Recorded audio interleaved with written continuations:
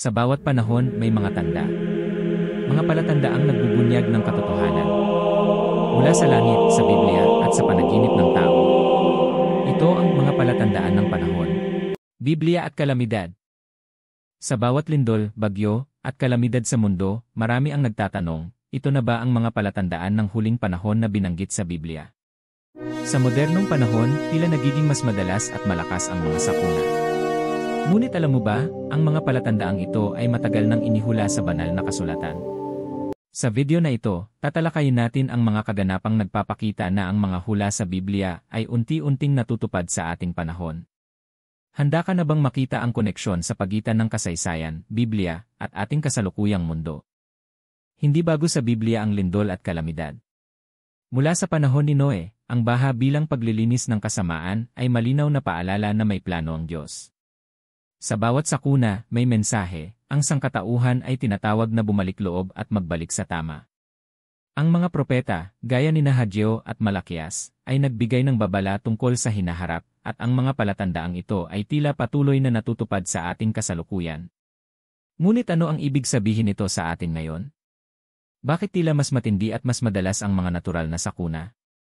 Sa Genesis, ipinakita ang baha bilang paraan ng Diyos para linisin ang mundo mula sa kasamaan. Ang Noe, isang taong matuwid, ay iniligtas sa pamamagitan ng arka. Isang malinaw na mensahe, sa gitna ng kapahamakan, may pag-asa at kaligtasan sa Diyos. Kapareho nito sa ating panahon, kung saan bawat sakuna ay nagbubukas ng pagkakataon na magbalik loob at maging mas matatag sa pananampalataya. Sa bawat patak ng ulan at pag-apaw ng tubig, paalala ito na ang Diyos ay may plano at may paraan para iligtas ang kanyang mga tapat. Sa kasaysayan, ang Jerusalem ay nakaranas ng mga lindol bilang tanda ng pagbabago at paghuhukom. Sa panahon ni Propeta Hageo, ipinakita ang lindol bilang simbolo ng pag-aayos ng templo at pagbabalik loob sa Diyos. Ang mensahe ay malinaw, ang lindol ay hindi lamang pisikal na pangyayari, kundi paalala sa espiritual na kahalagahan ng buhay. Sa modernong panahon, nakikita rin natin ang mga syudad sa buong mundo na tinutumba ng lindol, na tila sumasabay sa hula ng banal na kasulatan. Matapos ang pagkamatay ni Jesus sa krus, nagkaroon ng lindol at kadiliman, at ang templo sa Jerusalem ay nagiba. Ang mga kaganapang ito ay nagsilbing patunay ng kapangyarihan ng Diyos at ng katotohanan ng kanyang ipinangako. Ang lindol dito ay hindi lamang pisikal kundi espiritual, isang simbolo ng pagbabagong dala ng kordero ng Diyos sa mundo. Sa bawat modernong lindol, tayo rin ay pinaalalahanan, ang sangkatauhan ay dapat maghanda at maging maingat, hindi lamang sa pisikal kundi lalo na sa espiritual. Ayon sa Revelation, bawat kalamidad ay bahagi ng serye ng mga palatandaan bago dumating ang wakas.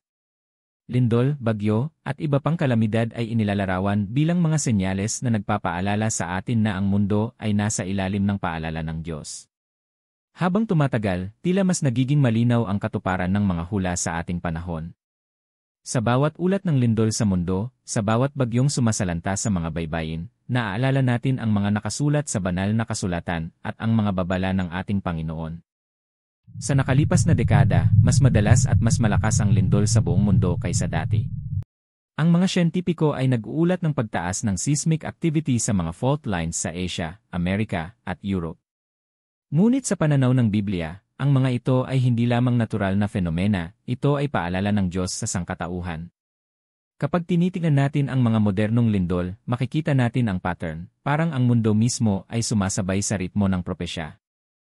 Hindi lamang lindol, bagyo at baha rin ang mga palatandaang binanggit sa Biblia. Sa kasaysayan, ang mga bagyo ay nagdulot ng pagwasak, ngunit nagbukas din ng pagkakataon para sa pagtutulungan at pananampalataya. Sa modernong panahon, milyon-milyong tao ang naapektuhan ng malalakas na typhoon at pagbaha. Ang bawat malakas na hangin at pag-apaw ng tubig ay paalala na ang sangkatauhan ay hindi kontrolado ang lahat at dapat laging nakaasa sa Diyos para sa gabay at proteksyon. Ang mga bulkan na sumasabog ay malinaw na senyales ng kapangyarihan ng Diyos sa kalikasan. Sa kasaysayan, ang mga aktibong bulkan ay nagdulot ng takot, pagwasak, at pagbabago sa lipunan. Sa modernong panahon, aktibo ang Mount Etna sa Italia, Mayon sa Pilipinas, at Sakurajima sa Japan. Ayon sa Biblia, ang apoy mula sa lupa ay simbolo ng paghuhukom at paglilinis. Bawat pagputok ng bulkan ay paalala na ang Diyos ay may kontrol sa buong mundo, at dapat tayong magpakumbaba at manalig sa Kanya. Bawat kalamidad ay parang sigaw ng kalikasan, paalala na dapat tayong bumalik loob sa Diyos. Sa panahon ng lindol, bagyo, at baha, maraming buhay ang naililigtas sa pamamagitan ng pagtutulungan at panalangin. Ang Diyos ay gumagamit ng kalikasan upang ipaalala sa atin ang kahalagahan ng pananampalataya at pagkakaisa. Kapag nakikita natin ang pattern ng mga sakuna, nakikita rin natin ang Kanyang mensahe, may plano at may paraan para tayo'y mailigtas at gabayan. Maraming teologo at propeta ang nagsasabing ang mga modernong sakuna ay tumutugma sa mga hula sa Biblia. Ang lindol sa Japan, earthquake sa Turkey, at bagyo sa Pilipinas ay maaaring makita bilang mga senyales ng huling panahon. Ngunit ang mensahe ay hindi takot, ito ay paalala upang maging mapagmatsyag, handa, at matatag sa pananampalataya. Ang Biblia ay nagbabantay sa bawat hakbang ng sangkatauhan, at sa bawat sakuna, may aral na natututunan. Katulad ng baha kay Noe, bawat sakuna ay may layunin, paglilinis at paggising sa kasamaan. Ang baha ay paalala na sa kabila ng pagkasira, may pagkakataon na magsimula muli. Sa modernong mundo, bawat flood o malakas na ulan ay nagbubukas ng mata ng tao sa kahalagahan ng pagtutulungan at pananampalataya. Hindi lahat ng sakuna ay parusa, mayroong mensahe ng pag-asa, pagpapatawad at pagbabago. Bawat lindol ay hindi lamang pisikal kundi espiritual na babala. Sa Biblia, ang lindol ay kadalasang sinasamahan ng pagbabago o paghuhukom.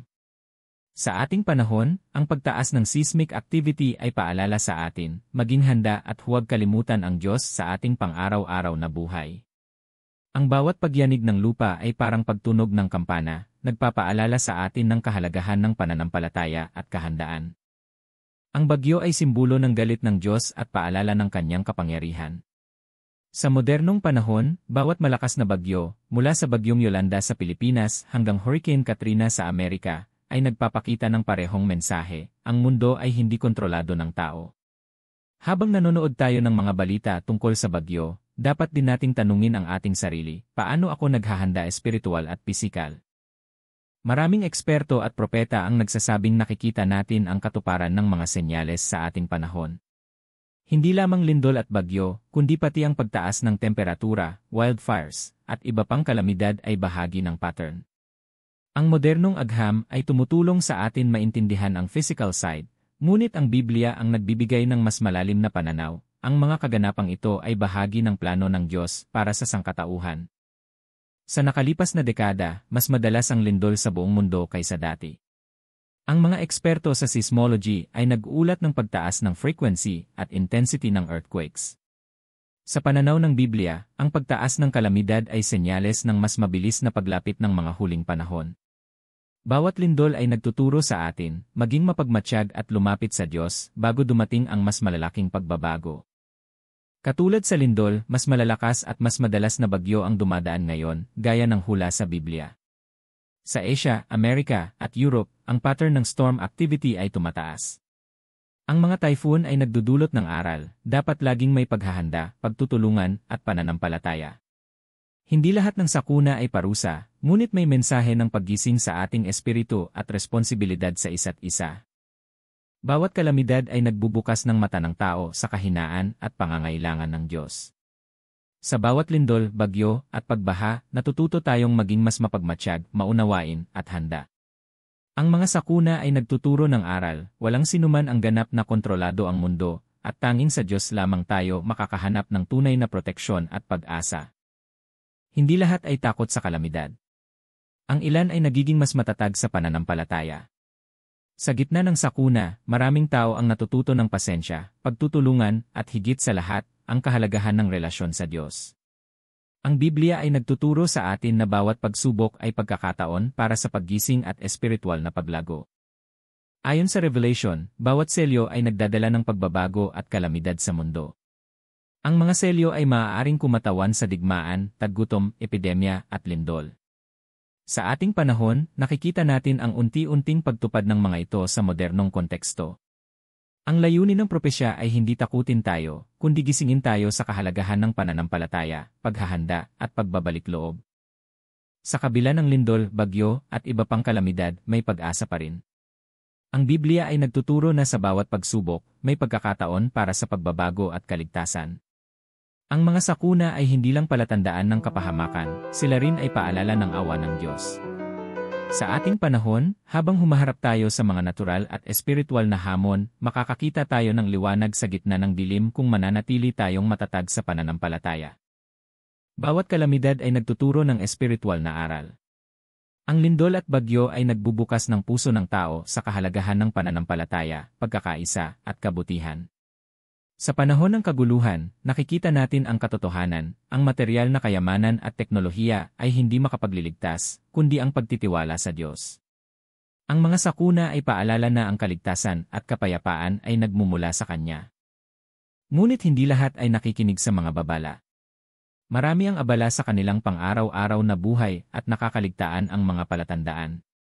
Ang tanong ay, nakikita mo ba ang mensahe ng Diyos sa bawat kalamidad?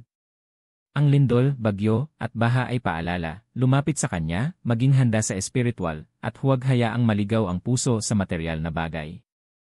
Ang mga palatandaang ito ay hindi lamang para sa takot, kundi para sa paggising. Sa huling panahon, sabi ng Biblia, ang mga palatandaan ay magiging mas malinaw. Lindol, kalamidad, at iba pang sakuna ay unti-unting nagpapakita ng katuparan ng mga hula. Ngunit ang mensahe ay laging parehong, may pag-asa sa Diyos, at ang Kanyang plano ay matapat at tumpak. Habang pinagmamasdan natin ang mundo, dapat tayong maging mapagmatsyag at manalig, sapagkat ang Kanyang salita ay totoo at Kanyang pangako ay hindi mabibigo.